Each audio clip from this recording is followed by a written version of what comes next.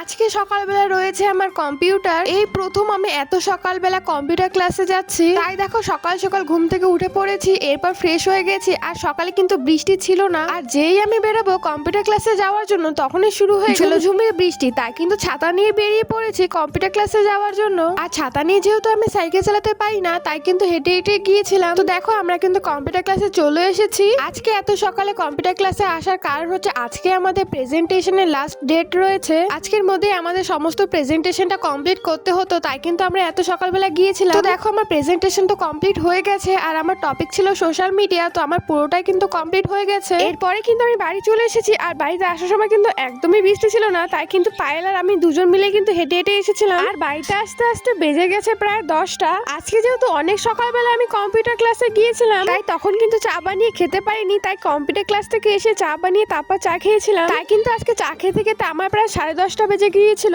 আর আজকে যেহেতু আমার হাতে একটু সময় ছিল, তাই কিন্তু আজকে বাড়ির কাজগুলো একটু করেছিলাম। প্রথমে তো ফ্রিজটার উপরটা পরিষ্কার করে নিলাম, আর তারপরে কিন্তু ড্রেসিং টেবিলটাও পরিষ্কার করে নিয়েছি।